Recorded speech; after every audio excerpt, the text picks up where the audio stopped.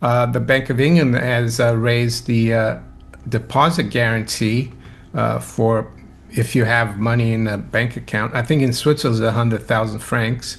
Yeah. Up until right now, it's 85,000 here. So if I have a joint account with my wife, uh, we have 165,000 guarantee. I don't have that much in the bank, but some people do.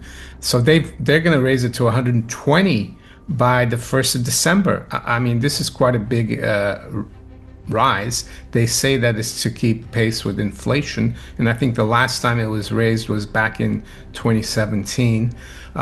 Do you think that's a sign that the Bank of England is concerned about the banking sector, or it was just time that they raised it? Well, I think it's reflecting a concern that people will withdraw too much or not place enough money in the banking sector. Anybody with their brains in gear divvies up their money between the banks, so they've got no more than 100,000 or 85,000 pounds per bank. The US government debt has increased by about 2 trillion since the 1st of July. Wow. I guess that's because there was the debt ceiling had to. Yeah, it would have been to do with the debt ceiling, but of course they probably haven't yet paid the back pay to the furloughed employees. You know, they had several million employees who weren't being paid. They've now announced they're going to pay them their back pay and their overtime that they would have done, and they said that will take several days. That was a couple of days ago, so. Yeah. Probably, and so the figure I got of nearly 2 trillion was before they'd paid these people their back pay. Yeah, I mean, it's not getting better. And talking about that, Clive, we had some statistics this morning in the UK. And again, it's not good. UK government borrows higher than expected, 17.4 billion in October. It was expected to have borrowed 15 billion. And we also had retail sales down. Uh, it came out also lower than expected. So things are not really well. And this woman, this economist from Capital Economics said, Ruth Gregory at Capital Economics said the figures, the last big economic releases before the budget, which is next, I think it's next Thursday or next Yeah, Wednesday. it's next week, Yeah, sometime next week. Wednesday. She said it's painting a pretty grim picture. And I'm not surprised, Clive. And I think a lot of my viewers who have been following me for years are not because. Across the Atlantic, the United Kingdom is facing its own storm. Fresh government data shows borrowing in October far exceeding expectations, reaching over £17 billion. Retail sales simultaneously disappointed, signaling weakening consumer confidence. Economists describe the landscape as grim, noting that years of slow growth, high inflation, and political instability are converging into a dangerous cycle. With a crucial national budget announcement approaching, policymakers face an impossible choice: cut spending and risk recession, or keep borrowing and deepen the deficit. The public, already strained by rising costs, now watches as years of unresolved problems surface all at once. Uh, I have this playlist here, and I started in 2021 because I could, even before that, I could see it coming. UK economic collapse, 2021 and beyond. So, unfortunately, Rachel Reeves, she's caught between a rock and a hard place. Even though, yeah, and I don't think anyone else would have done any better. But at least she's accelerating things, I think, because she keeps digging deeper, and by that, the digging the hole deeper, and by that I mean that she's not cutting spending as we've seen and borrowing, and she's raising taxes and punishing the private sector, and she's going to do it again, I think, come next Wednesday. So, so Mario, okay.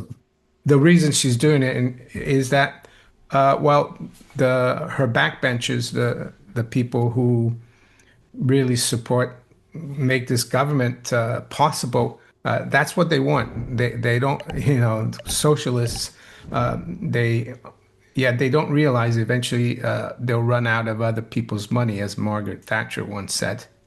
So, Mario, when are you leaving the UK? I'm not really. I'm not. Because it's not any better anywhere else. And if anything, it we could get out of the hole before everyone else does because we might hit the bottom of the hole before.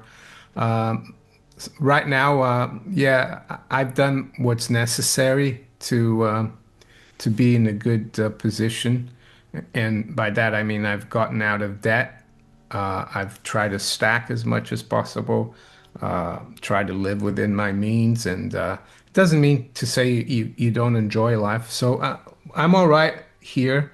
I mean, I was in Italy before I met you in Switzerland, seen some friends. I don't think I told anyone, but we were in Milan for a few days to see how nice it is there. It's a nice place.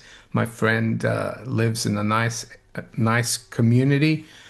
But yeah, they have problems as well. They told us in Yeah. Italy. It's Excess, everywhere. we're the biggest indebted countries in Europe are France and Italy. They're really, I mean, so I think Britain is a close third place. And clearly it's going to come into focus next week when she has the budget, because whatever she puts in the budget, people are not going to like it. Yeah. There's another news from the UK that I want your opinion on, Clive. And I saw just this morning, and it came out 3 days ago. UK leadership now finds itself wedged between economic necessity and political ideology. Attempts to raise taxes and increase government control have frustrated the private sector, while spending cuts remain politically toxic. The result is an uneasy blend of higher taxation, expanding debt, and shrinking economic dynamism. Critics argue that this approach deepens the hole rather than fills it. Yet ordinary citizens are making their own adjustments, reducing personal debt, building savings, and trying to protect themselves from volatility.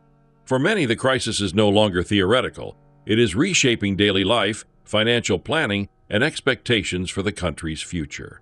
The Bank of England has raised the deposit guarantee for if you have money in a bank account. I think in Switzerland it's 100,000 francs.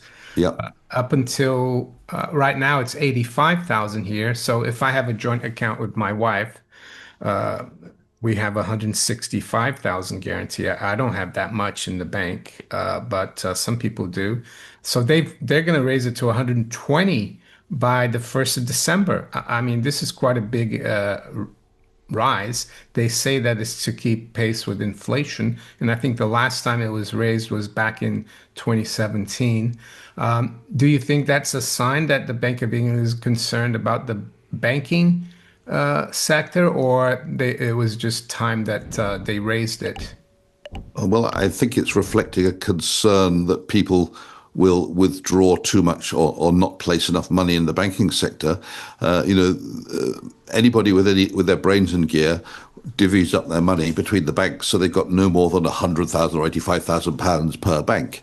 So by raising that figure to 120,000, they're basically substantially or allowing people to have substantially more on each account, and therefore a smaller number of accounts. It gets less spread around. I think that's kind of to allow people to have more concentration of their wealth in one place, really. But of course, that does, if you have more in one place, it does make it easier to seize if things go terribly wrong through some sort of bail-in. Yeah, maybe also the Bank of England is noticing that business at the Royal Mint is going through the roof and people are buying a lot of sovereigns. Yeah, I'm hearing from a friend that who's with a large gold dealer here in Switzerland that they have far more buys than ever before, despite the fact that the gold price is 10% below the peak. So you wouldn't have thought people would be queuing up to buy gold, but apparently they are.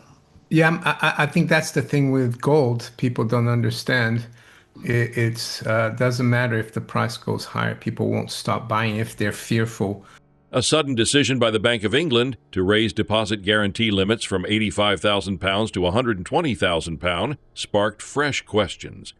Officials claim the increase merely reflects inflation, but analysts suspect deeper concerns about public trust in banks. When guarantees rise, it often signals fear of possible withdrawals. Meanwhile, demand for physical gold has surged across Europe. Major dealers report record interest, even with prices near all-time highs. Historically, during uncertain periods from the Great Depression to the 1970s, investors retreat to assets outside the financial system. Today, that pattern is returning as savers quietly prepare for potential instability. And I think like that happened during the Great Depression. I was reading Benjamin Roth's diary. I don't know if you heard of that. No. And he was a lawyer in the U.S. And he wasn't an economist or anything, but his sons found years later that he kept a diary.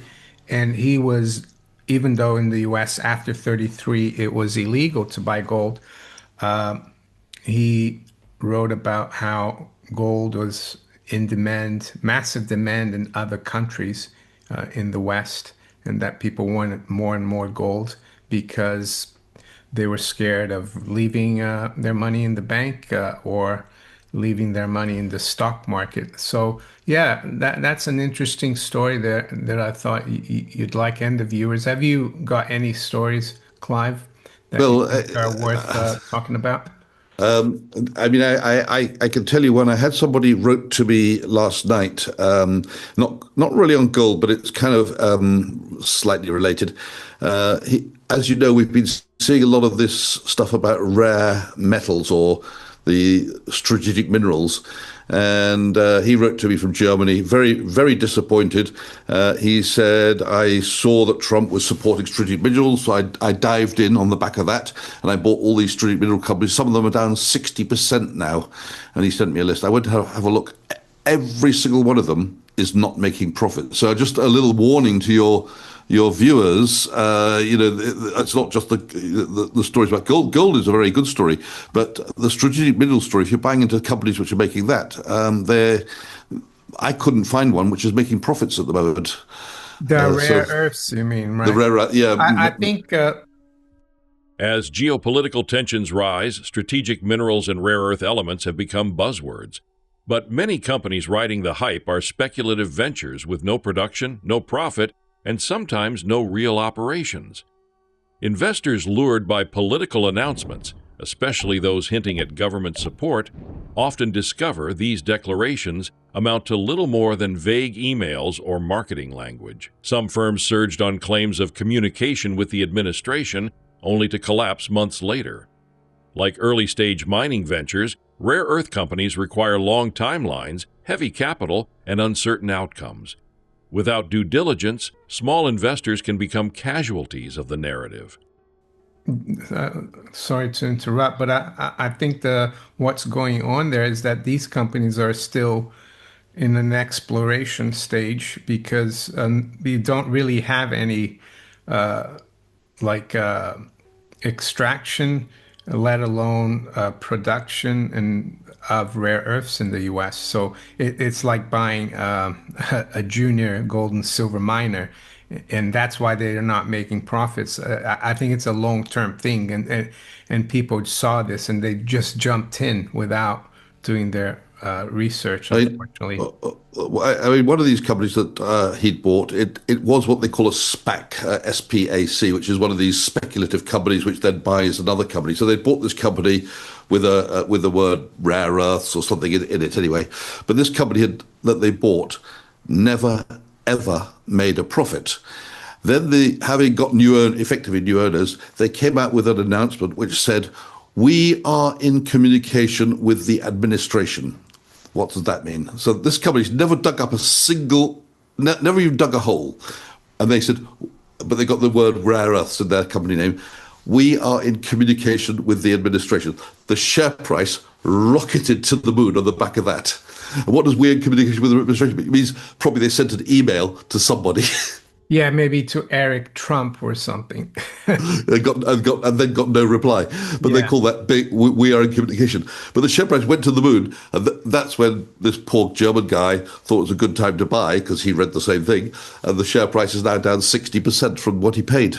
Yeah, beware of these kind of comments, I would say, and just because the any government is behind something doesn't mean it's gonna go to the moon. You need to do your homework about it. Clive, I think one thing that was really interesting yesterday was the market move in the Nasdaq and Nvidia. Oh yes, On the absolutely prior, yeah, amazing. on the prior day, it came out after the close that they did really well. Their sales and Nvidia was up massively. Nasdaq was up. Even yesterday, when the market opened, I think Nasdaq was up over 2%, I think. And then everything turned. And Of course, there's been a lot of speculation about it being a bubble and that it's overstretched. And I'm going to share this with you because I saw that someone on X, Recent volatility in major tech stocks, especially Nvidia, reflects deeper concerns beneath the AI boom. Despite spectacular earnings, analysts spotted troubling figures, soaring unpaid invoices, swelling inventories, and a widening gap between reported profits and real cash flow. Much of the demand appears tied to circular financing, companies funding AI firms that in turn use borrowed money to purchase more hardware. Algorithms reacted faster than humans, triggering a rapid reversal in prices. While AI remains transformative, market behavior shows signs of speculative excess. As history reminds us, even powerful technologies cannot escape financial gravity forever. he reposted this to me and Rafi and asked, "What do you think?" And this is from this guy here, Shanaka Anselm Pereira. I don't know who he is, but he's got 60,000 followers. Author and ideologist exploring money, AI, science, and sovereignty. So he does look at AI, and he said last night, and I think he means Wednesday night, at 4 p.m. 9:48. EST, something unprecedented happened. Nvidia stock rallied 5% on earnings, then crashed into negative territory within 18 hours. Wall Street algorithms detected what humans couldn't. The numbers don't add up. And I don't. Hopefully, you don't mind I go through this because I Yeah, think no, it's it's important. very interesting, and I Yeah, hadn't read that. he says, here's what they found. These are humans now. They found Nvidia reported 33.4 billion in unpaid bills, up 89% in 1 year. Customers who bought chips haven't paid for them yet. The average wait time for payment stretched from 46 days to 53 days. The extra week represents 10.4 billion that may never arrive. Meanwhile, Nvidia stockpiled 19.8 billion in unsold chips. I guess that's their inventory, up 32% in 3 months. But management claims demand is insane and supply is constrained. Both cannot be true. Either customers aren't buying or they're buying without cash. The cash flow tells the real story. Nvidia generated 14.5 billion in actual cash, but reported 19.3 billion in profit. That doesn't seem to make sense to me. The gap is 4.8 billion. Healthy chip companies like TSMC and AMD convert 95% of profits to cash. Nvidia converts 75%. That's distress level. And he says, here's where it gets criminal. Nvidia gave 2 billion to XAI, and XAI borrowed 2.5 billion to buy Nvidia chips. Microsoft gave OpenAI 13 billion. OpenAI committed 15 billion to buy Microsoft Cloud. Microsoft ordered 100 billion Nvidia chips for that cloud. Oracle gave OpenAI 300 billion in cloud credits. OpenAI ordered Nvidia chips for Oracle data centers. Just the circular financing. It's So all it's incestuous.